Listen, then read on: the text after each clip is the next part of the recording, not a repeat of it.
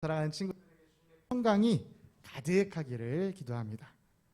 우리 친구들이 한 주를 잘 보냈으니까 오늘 이 자리에 있는 거겠죠. 만약에 코로나가 걸리거나 어디가 아팠다면 이 자리에 함께하지 못했을 텐데 이 자리에 함께하고 있다라는 이 사실이 우리 주님께서 우리 친구들을 보호하고 지켜주셨다라는 것을 증명해주고 있습니다.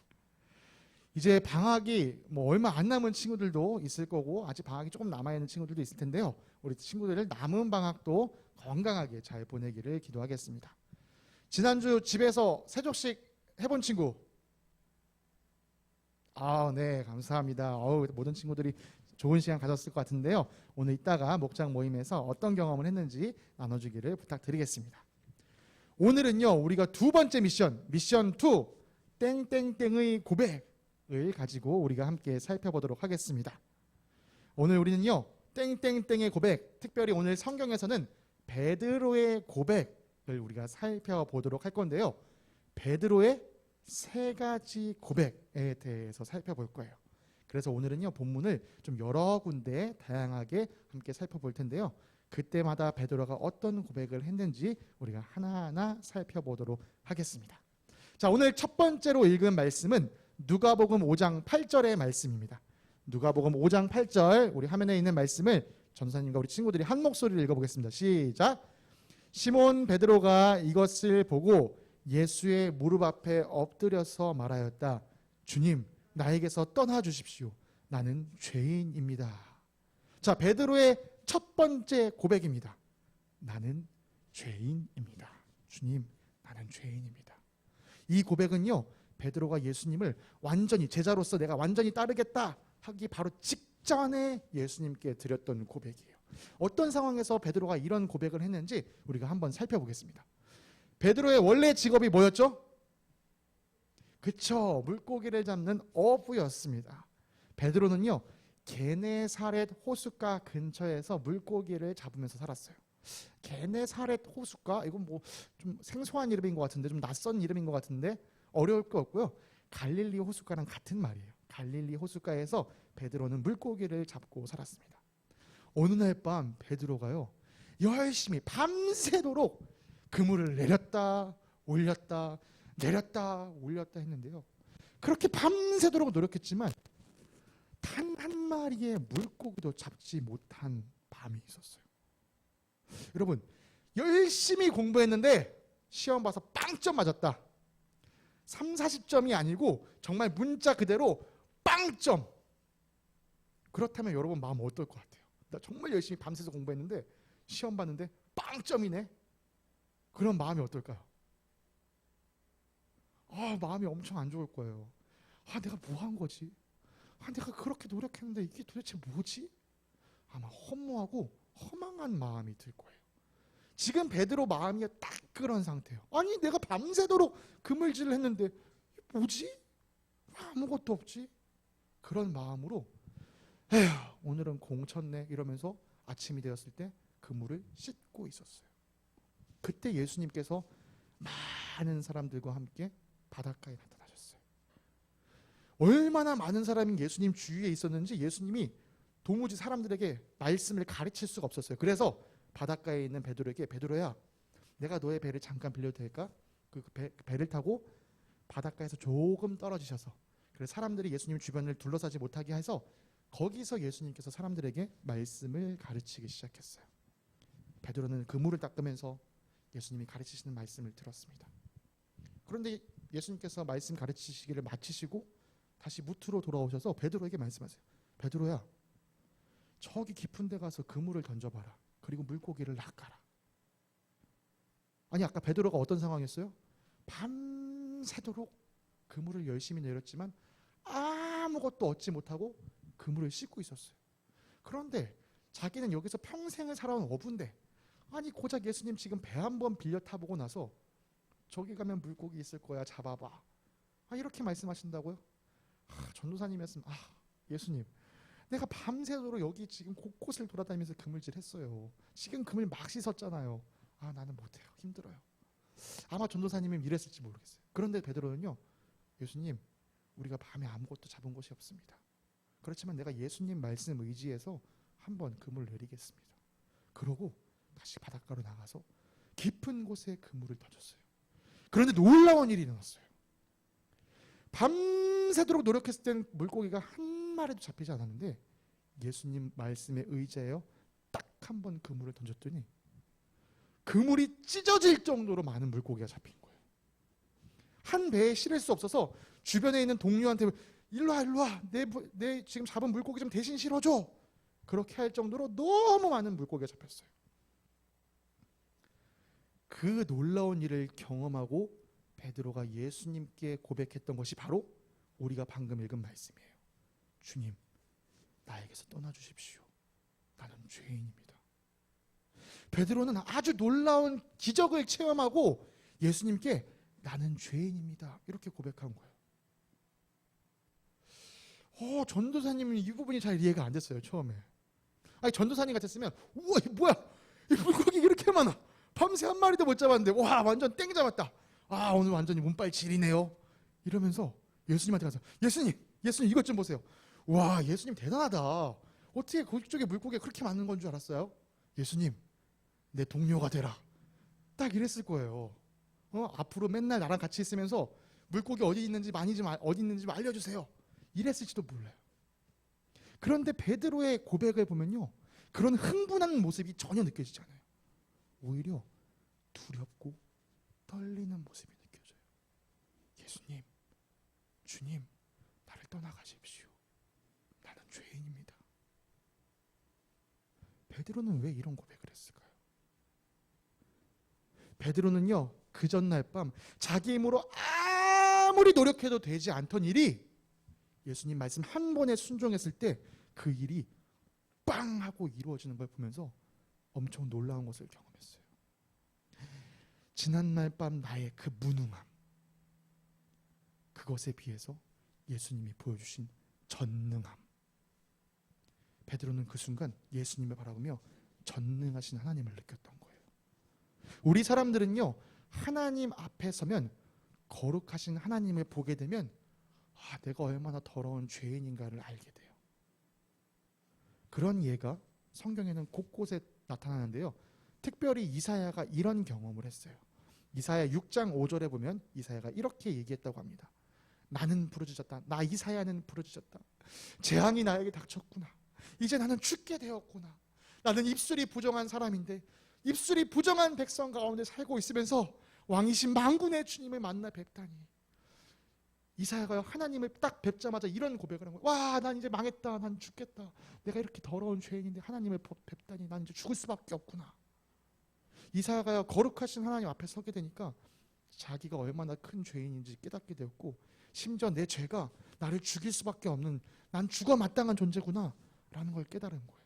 네, 베드로도요, 전능하신 예수님을 바라보며 전능하신 하나님의 임재를 느끼면서 이사야처럼 거룩한 떨림을 느꼈어요. 그래서 베드로는요, 예수님께 주님, 나에게서 떠나주십시오 이렇게 요청했던 거예요. 그렇지만 예수님은 베드로를 떠나지 않으셨어요. 도리어 그 베드로를 부르셨어요. 베드로가 예수님께 나의 동료가 되라 한 건 아니고요, 예수님이 베드로에게 너 나의 동료가 되라. 실제로 이렇게 말씀하시지 않으셨죠? 사람 낚는 어부가 되라 라고 말씀하셨어요. 그렇게 베드로가 부름을 받았습니다. 예수님을 통해 전능하신 하나님을 경험한 베드로의 첫 번째 고백은 바로 주님, 나는 죄인입니다. 이것이었어요. 자, 이제 두 번째 베드로의 고백을 살펴보도록 하겠습니다. 마태복음 16장 16절 말씀입니다. 이것은 우리가 이전에도 한번 설교로 살펴본 적이 있는 내용인데요, 다시 한번 살펴볼게요. 마태복음 16장 16절 화면에 있는 말씀 우리가 한 목소리로 읽겠습니다. 시작. 시몬 베드로가 대답하였다. 선생님은 살아계신 하나님의 아들 그리스도십니다. 아멘. 자, 베드로의 두 번째 고백이 이겁니다. 예수님은 살아계신 하나님의 아들 그리스도십니다. 네, 이 고백은요, 오늘날 교회를 이루고 있는 우리 성도들에게 아주 중요한 고백이에요. 왜냐하면 예수님께서 이 고백 위에 교회를 세우겠다라고 말씀하셨기 때문이죠. 자, 이 고백은 베드로가 언제 하게 됐을까요? 베드로가 예수님을 따라다닌 지 3년이 되었을 때에 이 고백을 하게 된 것이에요. 이 고백을요, 베드로가 했던 첫 번째 고백, 주님 나는 죄인입니다. 이 고백과 어떻게 이어지는지 우리가 뒤에서 좀 살펴보도록 할게요. 그 전에 이 고백의 배경을 우리가 다시 한번 짧게 정리해 봅시다. 이미 설교한 내용이기 때문에 짧게 정리하고 넘어갈게요. 예수님께서는요, 제자들과 함께 빌립보의 가이사랴라는 지역에 가셨어요. 이 지역이 어떤 지역이냐? 황제에게 바쳐진 도시예요. 그래서 이 도시에는 황제를 신으로 섬기는 신전이 있었어요. 권력이 제일 센 로마 황제가 신인 도시. 그곳에서 예수님이 제자들에게 물었어요. 얘들아, 세상 사람들이 나를 무엇이라고 하느냐? 날 누구라고 하느냐? 제자들이 그러니까 대답했습니다. 선생님, 세상 사람들은요, 선생님을요, 침례 요한이라고도 생각하고요, 아니면 엘리야라고도 생각하고요, 아니면 예레미야 같은 예언자 중에 한 명이라고 생각해요. 그러자 예수님이 다시 물으셨어요. 그러면 너희는 나를 누구라고 생각하니? 자, 지난번처럼 이거를 다시 한번 선생님 전체를 정리해 보겠습니다. 얘들아, 여기 봐. 여기는 권력이 제일 센 로마 황제를 신으로 섬기는 도시야.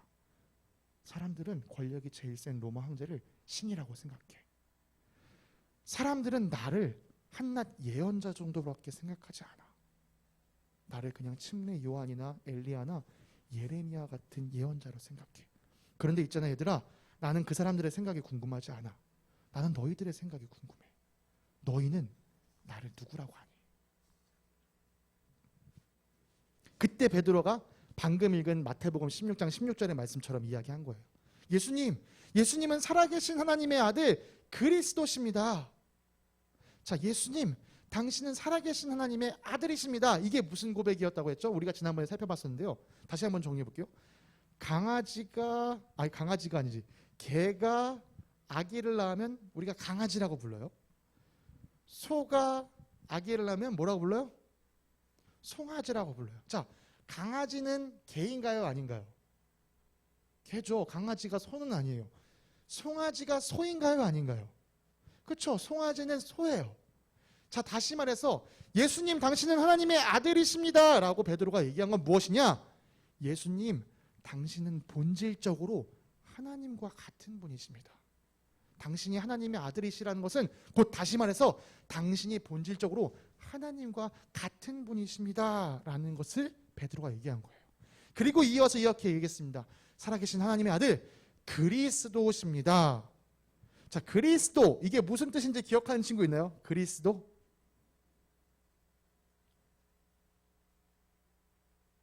그리스도는 우리말로 표현하면 기름 부음 받은 자라는 뜻이에요. 기름 부음 받은 자. 그리고 이것을 다시 히브리어로 표현하면 우리가 잘 알고 있는 바로 메시아라는 표현이에요. 다시 말해서 그리스도 곧 메시아, 구원자라는 뜻을 가지고 있어요. 그래서 지금 베드로가 했던 두 번째 고백, 예수님 당신은 살아계신 하나님의 아들 그리스도십니다. 이것을 우리말로 좀 더 쉽게 얘기하면요, 예수님 당신은 우리를 구원하시는 하나님이십니다. 예수님 당신은 우리를 구원하시는 하나님이십니다. 이렇게 이야기할 수 있어요. 자, 이것을 베드로가 했던 첫 번째 고백과 이어서 생각해 봅시다. 베드로가 첫 번째 뭐라고 고백했어요? 주님 나는 죄인입니다. 주님 나는 죽을 수밖에 없는 죄인입니다. 이것이 전능하신 하나님을 경험했던 베드로의 첫 번째 고백이었어요. 그런데 3년 동안 예수님을 따라다니면서 예수님의 사랑을 경험한 베드로가 예수님께 뭐라고 고백했냐? 예수님 나는 죽을 수밖에 없는 죄인인데 예수님 당신은 구원하시는 하나님이십니다. 나는 죽을 수밖에 없는 죄인인데 예수님 당신은 우리를 구원하시는 하나님이십니다. 예수님을 만나면, 우리가 하나님을 만나게 되면 내가 얼마나 연약하고 부족한 존재인지 알게 되는데요, 예수님을 더 깊이 알게 되면, 예수님의 사랑을 더 깊이 경험하게 되면 이렇게 부끄럽고 연약한 나, 부족한 나를 예수님께서 사랑하셔서 구원하시는구나, 이걸 알게 된다는 거예요. 자, 이제 베드로의 세 번째 고백을 우리가 살펴보겠습니다. 베드로가 방금 두 번째 아주 멋있는 고백을 했어요. 이 고백은요, 정말 성경 어디에 찾아봐도 이 고백보다 멋있는 고백은 없어요. 그런데 이렇게 멋진 고백을 했던 베드로도요, 예수님이 십자가에 예수님이 잡히셔서 십자가에 달리실 그때는요, 이 멋진 고백과는 아주 상관없는 아주 겁쟁이의 모습을 보여줬었어요. 그런데 그런 겁쟁이였던 베드로가 어느 날 예수님을 전하는 아주 담대한 사람으로 바뀌게 되었는데요. 그가 그렇게 담대하게 바뀐 이후에 했던 세 번째 고백을 살펴보겠습니다. 사도행전 4장 12절의 말씀, 우리 친구들과 함께 읽을게요. 함께 읽겠습니다. 시작. 이 예수 밖에는 다른 아무에게도 구원은 없습니다. 사람들에게 주신 이름 가운데 우리가 의지하여 구원을 얻어야 할 이름은 하늘 아래에 이 이름밖에 다른 이름이 없습니다. 아멘. 이것이 베드로의 세 번째 고백이었어요. 예수님만이 구원의 길입니다. 자, 이 고백을 할 당시에 예수님 더 이상 땅에 계시지 않으셨습니다. 이 고백을 할 당시에 예수님은 부활하셔서 다시 승천하신 이후였어요.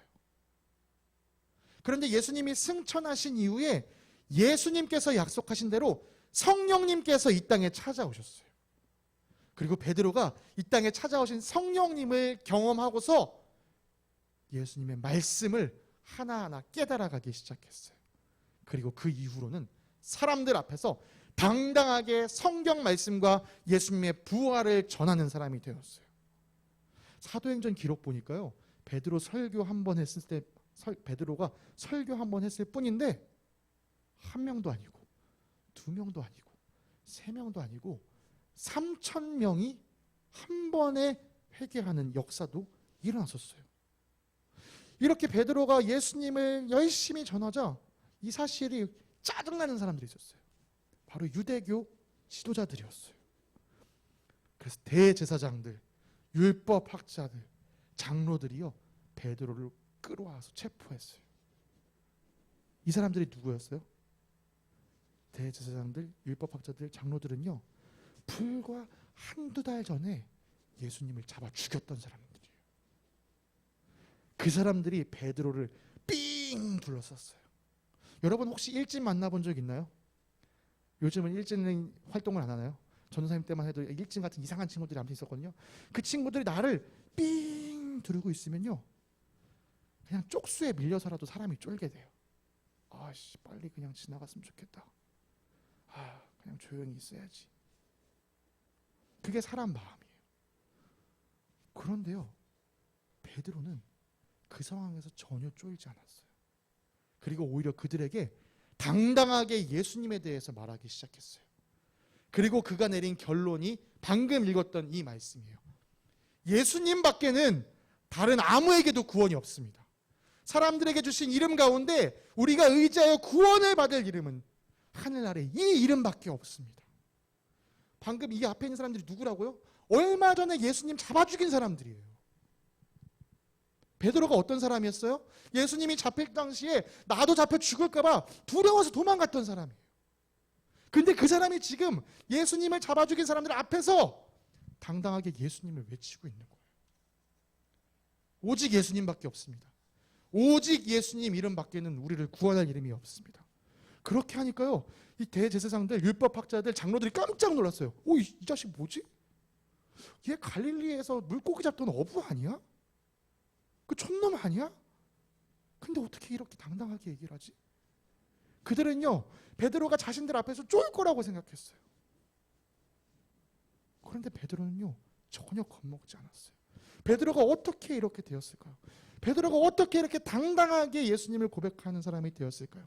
네, 대제사장들, 율법학자들, 장로들이 예수님을 십자가에 못 박아 죽였지만 예수님이 죽고 끝나지 않았다는 것을 베드로는 경험했기 때문이에요.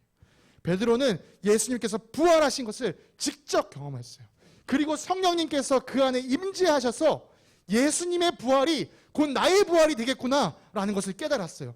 설령 이들이 나를 죽인다 할지라도 나도 예수님처럼 부활하겠구나. 이 사실을 베드로는 분명히 깨달았던 것이에요. 예수님께서 하늘나라에 올라가시기 전에 약속하셨던 것. 얘들아, 내가 먼저 올라가서 너희와 함께할 영원한 집을 만들고 있을 거야. 영원한 거처를 내가 짓고 다시 너희에게 돌아올 거야 하셨던 그 약속이 베드로 안에서 믿어지기 시작한 거예요. 네, 베드로가 했던 두 번째 고백. 예수님, 당신은 살아계신 하나님의 아들 그리스도십니다. 이 고백은요, 예수님과 베드로 둘 사이의 고백이었어요.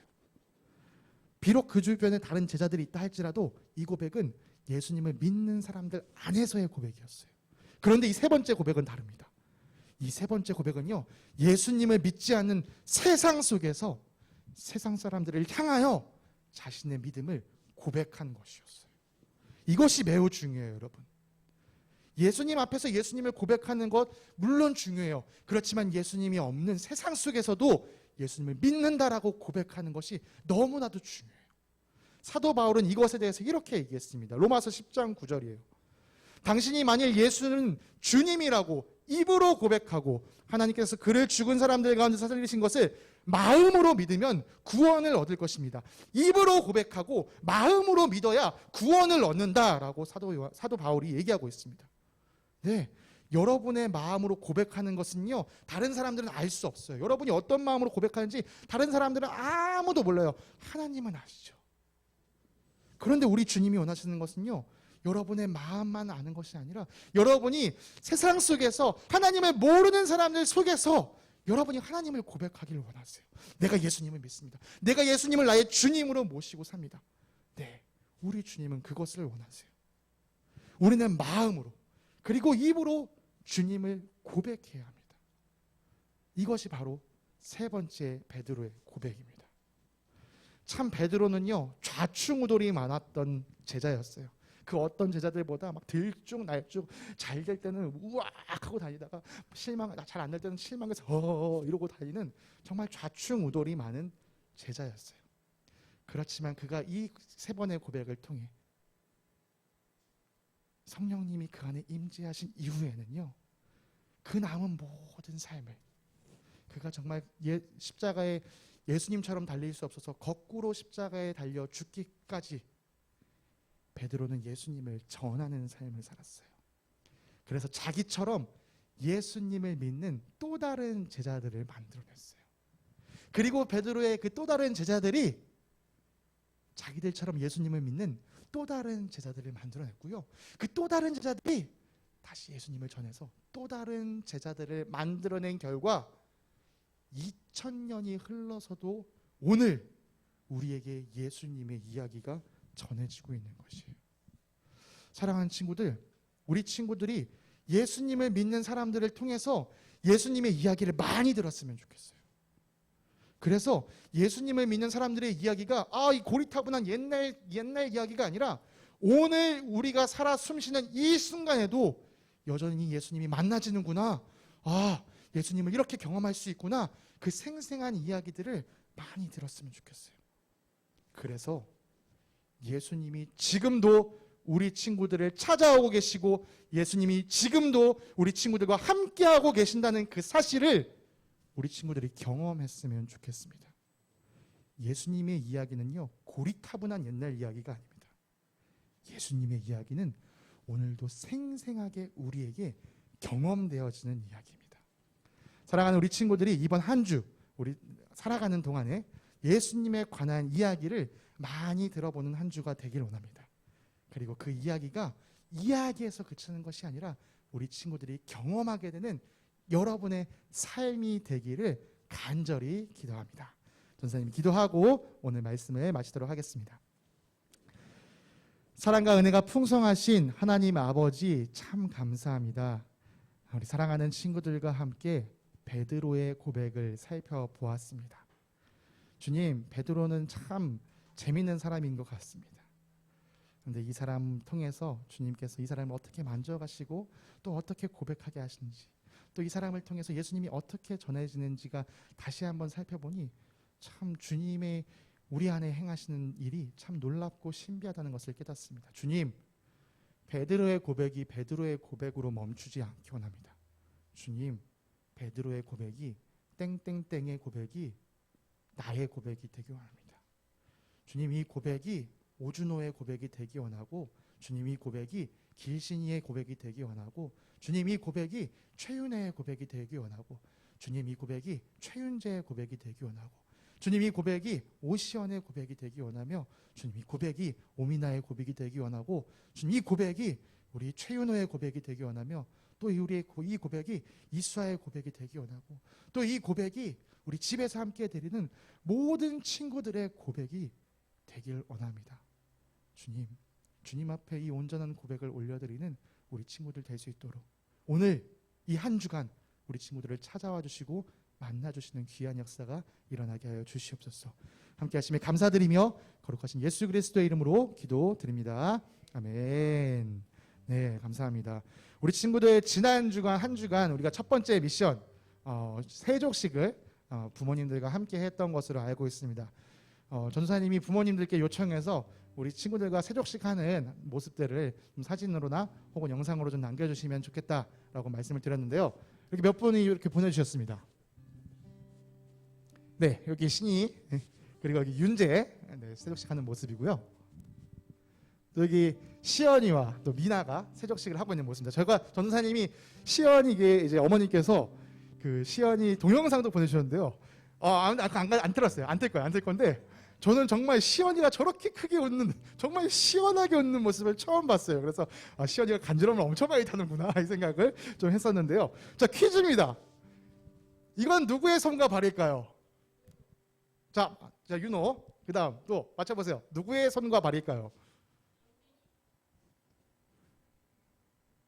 자, 손과 발. 자, 누구의 손과 누구의 발 이거 맞춰야 됩니다. 자, 그럼 누구의 손이고 누구의 발이야?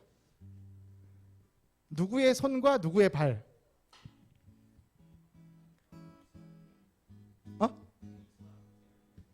자, 그럼 누구의 손과 누구의 발이야? 이게 중요해. 자, 이태영 손과 이수아 발이라고 했습니다. 또 다른 친구. 윤호 발이랑 김정혜 목녀님 손 좋습니다. 또 자, 정답은 수아의 발과 이상규 목자님의 손이었습니다. 네, 수아 발이 아닌데 너 수아 손이라고 그랬지? 수아 발이라고 그랬어? 그랬구나. 수아 발은 맞췄네요. 네, 수아 발과 이상규 목자님의 손이었습니다. 네, 이번 주 두 번째 미션입니다. 이번 주 두 번째 미션.